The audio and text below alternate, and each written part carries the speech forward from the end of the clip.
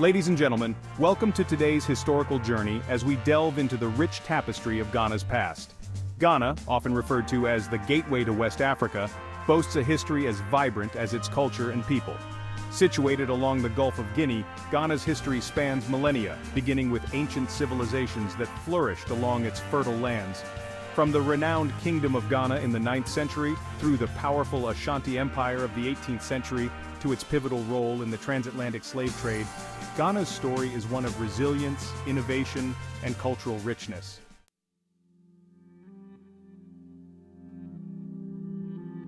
Ancient Ghana, not to be confused with the modern country, was an empire that thrived on trade in gold and salt, establishing its dominance through its control of these valuable commodities. This early kingdom, situated in what is now southeastern Mauritania and western Mali, laid the foundation for future empires and states that would shape the region's history. The Kingdom of Ghana's wealth and influence peaked between the 9th and 11th centuries, with its capital, Kumbi-Saleh, becoming a vibrant center of trade, attracting merchants from North Africa and beyond. The kingdom's decline began in the 11th century, due in part to invasions by the Almoravids and internal conflicts, but its legacy endured, influencing subsequent states like the Mali Empire.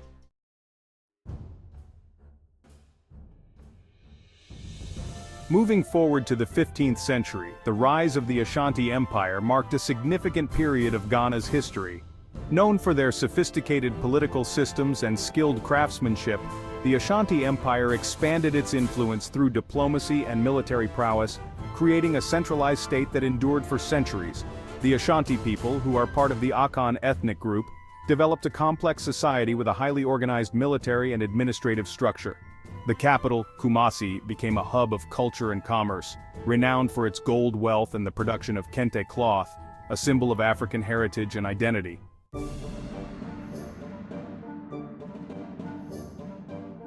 The arrival of European explorers in the 15th century marked a turning point for Ghana. Portuguese traders were among the first Europeans to establish contact, seeking to exploit West Africa's resources, including gold and slaves. This era saw the gradual encroachment of European powers seeking to establish colonies along the coast, leading to conflicts and alliances that reshaped Ghana's geopolitical landscape. The Portuguese were soon followed by the Dutch, British, and other European nations, each vying for control of the lucrative trade routes.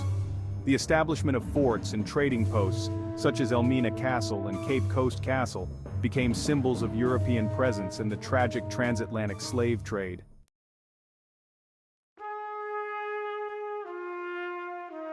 By the late 19th century, Ghana, then known as the Gold Coast, fell under British colonial rule following a series of treaties and military engagements.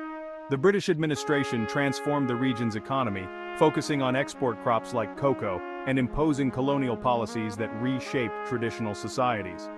The introduction of Western education, Christianity, and new governance structures significantly altered the social fabric of the Gold Coast.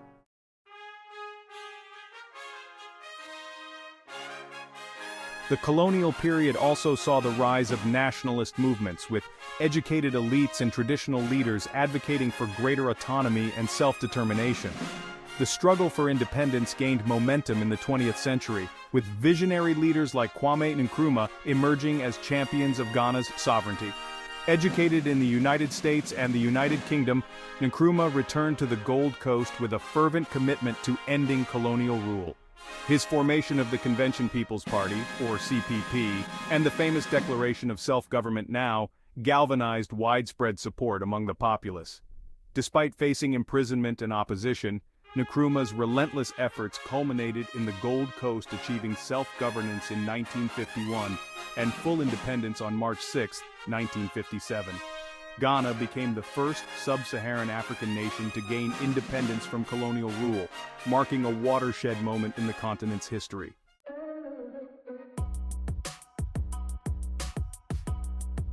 Kwame Nkrumah, Ghana's first prime minister and later president, galvanized Pan-African aspirations and advocated for unity among African nations. His vision and leadership set Ghana on a path of nation-building and economic development, inspiring liberation movements across Africa. Nkrumah's ambitious development plans, including the construction of the Akosombo Dam and the establishment of various industrial projects, aimed to transform Ghana into a modern, industrialized state. However, his policies also faced criticism for their centralization of power and the suppression of political dissent.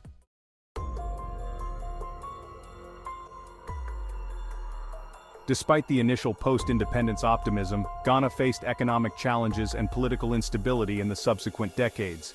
Nkrumah's government was overthrown in a military coup in 1966, leading to a period of political turmoil characterized by successive military regimes and short-lived civilian governments.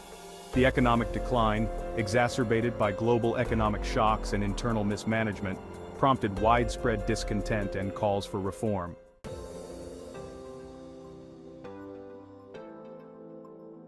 The late 20th century witnessed significant changes in Ghana's political landscape. The reintroduction of multi-party democracy in 1992 marked the beginning of a new era of political stability and democratic governance.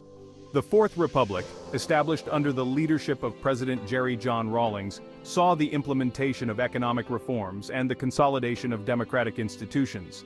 Subsequent peaceful transitions of power, including the election of John Kufuor in 2000 and the alternation of power between political parties, reinforced Ghana's reputation as a model of democracy in Africa.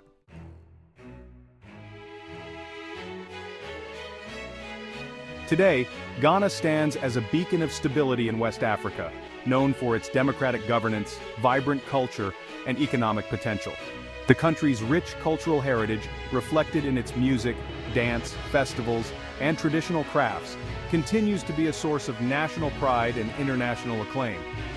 Ghana's economy, driven by sectors such as agriculture, mining, and services, has experienced steady growth, although challenges like poverty and unemployment persist. Before you continue, please click the subscribe button. Now let's continue. Ghana's strategic position in West Africa, its commitment to regional integration, and its active participation in international organizations underscore its importance on the global stage. The country's diplomatic efforts, peacekeeping contributions, and advocacy for sustainable development highlight its role as a key player in regional and global affairs.